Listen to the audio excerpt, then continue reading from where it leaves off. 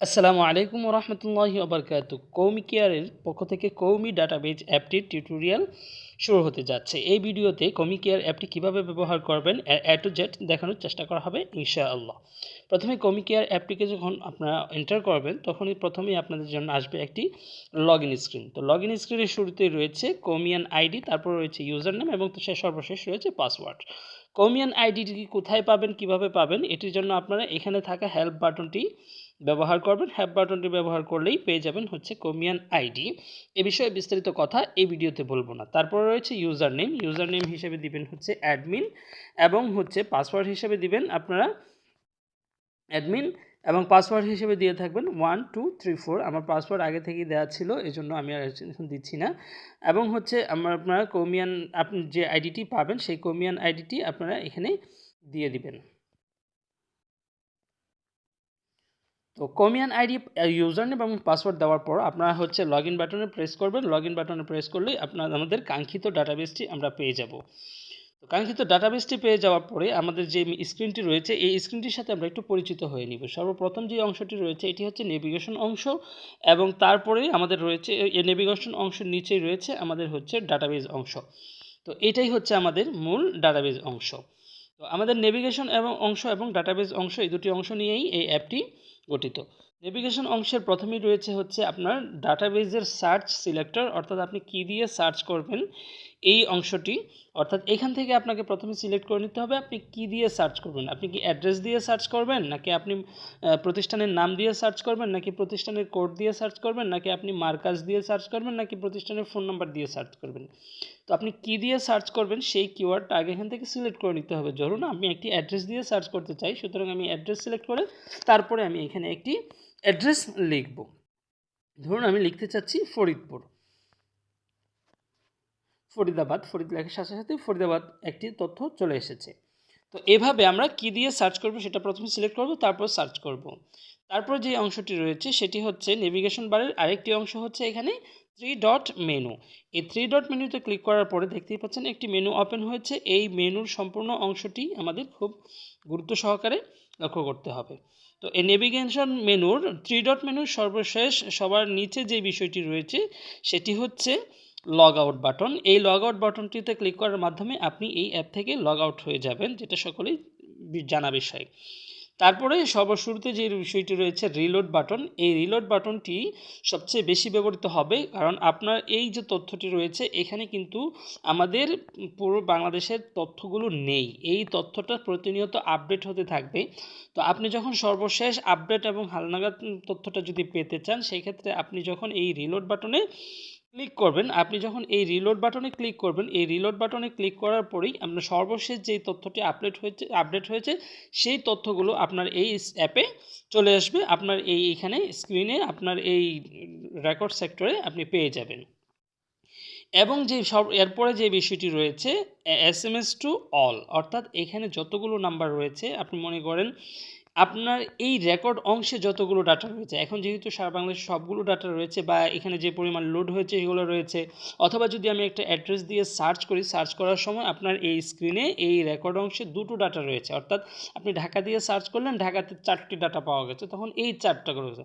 অর্থাৎ আপনার রেকর্ড অংশে যে কয়জনের ডাটা রয়েছে সেই কয়টি অংশের সবাইকে একসাথে একটি SMS পাঠাতে চাচ্ছেন, সেক্ষেত্রে হচ্ছে SMS টু অল।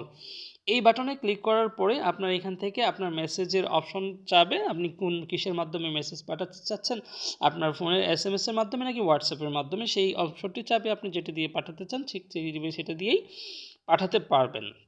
এবং তারপরে যে বিষয়টি রয়েছে আমাদের 3 ডট মেনুর এর পরবর্তী অংশটি রয়েছে হচ্ছে কল টু ডেভেলপার। অর্থাৎ আপনার যদি কোনো কারণে অ্যাপটিতে কোনো ধরনের প্রবলেম ফেস করেন, তখন এখান থেকে কল টু ডেভেলপারে ক্লিক করার সাথে সাথে এইখানে যে ডেভেলপারের আইডি ফোন নাম্বার চলে আসবে এবং হচ্ছে এই ফোন নাম্বারের মাধ্যমে আপনি তার কাছে ডেভেলপারের সাথে কন্ট্যাক্ট করতে পারবেন যে আমার এই ধরনের সমস্যাগুলো হচ্ছে।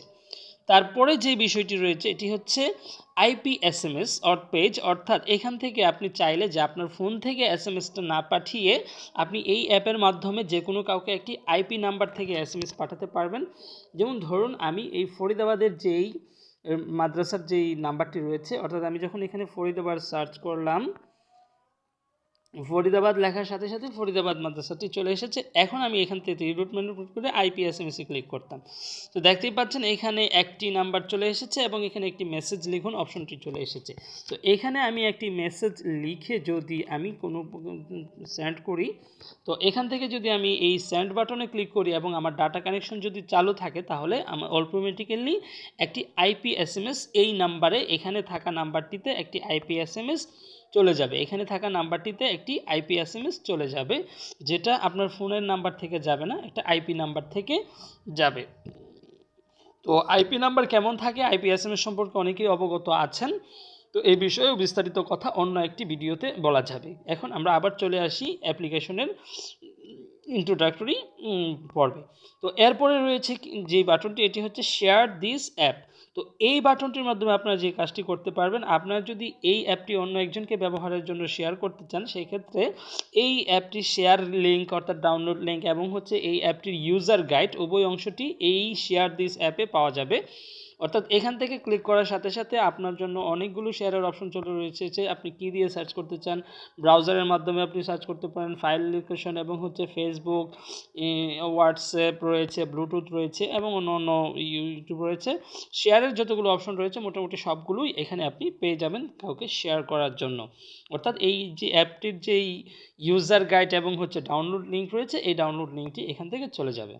তো এই অ্যাপটির মাধ্যমে আমরা মোটামুটি A to Z সব কিছুই শিখে ফেললাম। সর্বশেষ রয়েছে একটি কাজ, যে রেকর্ড অংশে, নেভিগেশন অংশের নেভিগেশন সার্চ এবং হচ্ছে এখান থেকে যে বিষয়টি রয়েছে 3 ডট মেনু, সবগুলো কাজ শেষ হয়েছে। এবার আসি আমরা রেকর্ড অংশে। তো রেকর্ড অংশের প্রত্যেকটা রেকর্ডের মাঝে আপনারা দেখতে পাচ্ছেন একটি করে, প্রতিটি রেকর্ডের মাঝেই একটি করে 3 ডট মেনু রয়েছে। এই 3 ডট মেনুতে ক্লিক করলেই এখান থেকে আরও ছোট্ট আরেকটি মেনু ওপেন হবে, পপ ডাউন মেনু।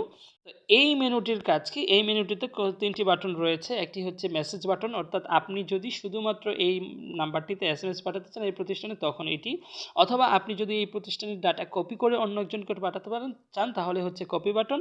সর্বশেষ রয়েছে ডিটেলস বাটন। এই ডিটেলস বাটনে ক্লিক করার মাধ্যমে এই প্রতিষ্ঠানের সকল ডিটেলস আপনারা দেখতে পারবেন। দেখতে পাচ্ছেন যে এখানে তার প্রতিষ্ঠানের নাম রয়েছে, তারপরে প্রতিষ্ঠানের ঠিকানা রয়েছে, তারপরে হচ্ছে প্রতিষ্ঠানের ফোন নাম্বার রয়েছে। এখানে যদিও এই প্রতিষ্ঠানটির ফোন নাম্বার আপডেট করা হয়নি, এই জন্য এই প্রতিষ্ঠানের ফোন নাম্বারটি দেখা যাচ্ছে না।